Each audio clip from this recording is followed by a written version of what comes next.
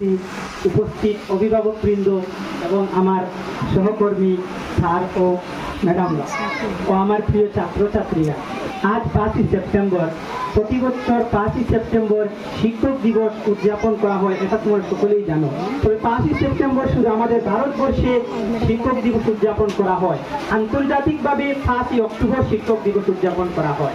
5ই September doctor Sarvepalli রাধাকৃষ্ণনের জন্মদিনে আমাদের ভারতবর্ষে শিক্ষক দিবস উদযাপন করা হয়। এই দিনে শিক্ষকদের মর্যাদার কথা আমাদের কাছে মনে করিয়ে দেয়।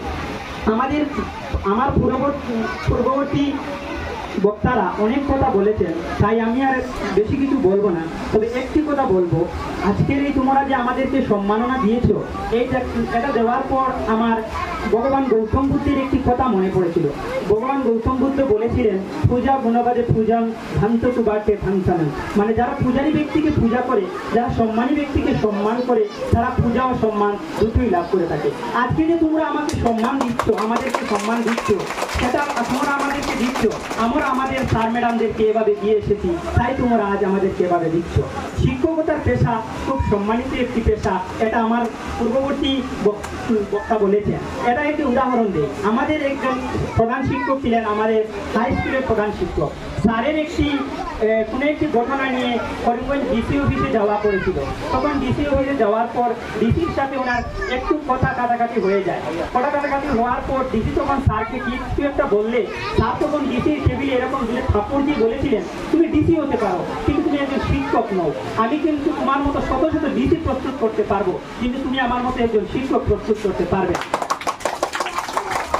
আরেকটা কথা বলে রাখি, তোমরা মনে রাখবে, a teacher is not king himself.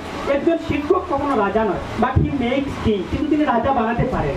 তাই আমি বলতে চাই, তোমরা তোমাদের পড়াশোনার প্রতি মন দাও। তোমরা যে আজকে আমাদের সম্মাননা দিয়েছো, এখানেই যে তোমাদের কাজ শেষ এটা নয়। তোমরা সম্মাননা দিয়েছো, আমরা খুশি হয়েছি। তার চেয়ে বেশি আমরা খুশি হই যখন তোমরা আমাদের কথাগুলো শুনো, মন দিয়ে কাজ করো, তখন আমাদের আরো ভালো লাগে। ক্লাসে পড়া দেওয়ার পর তোমরা যখন শিখে আসো, তখন খুবই ভালো লাগে। তোমরা দেখবে একটি ছাত্র প্রতিদিন ক্লাসে পড়া দেয়, কিন্তু কি করে সে স্যারের কথায় পাত্তা দেয় না। সেই ছাত্রকে আমি ব্যক্তিগতভাবে বলছি, আমার বেশ ভালো লাগে না। কিন্তু একটি ছাত্র যদি এমন হয় যে সে চেষ্টা করে পড়া দেবার, কিন্তু তার হয়তো তার একটু মাইন্ডে একটু প্রবলেম আছে, বা দিমাগে একটু কম আছে, বুদ্ধি একটু কম, সে পড়া শিখতে পারে না, তাই সে পড়া দিতে পারে না। কিন্তু স্যার যেভাবে বলেন সেগুলিতে সে যথাযথভাবে পড়ার চেষ্টা করে, আমার কাছে সেই ছাত্রটাই প্রিয়, সেই ছাত্রটাই প্রিয়। আমি যে ক্লাসের রোল নম্বর 1 ছাত্রীকে বা ছাত্রকে বেশি মহব্বত করবো, মায়া করবো, এটা বেশি আমার কাছে বিশেষ নয়। আমার কাছে হলো আমার সব ছাত্ররাই সমান। তোমরাও তোমাদের সব শিক্ষকদেরকে সমান ভাববে, সবাইকে সমানভাবে সম্মান করবে। ঠিক আছে, এই বলে আমি আমার বক্তব্য শেষ করলাম। ধন্যবাদ।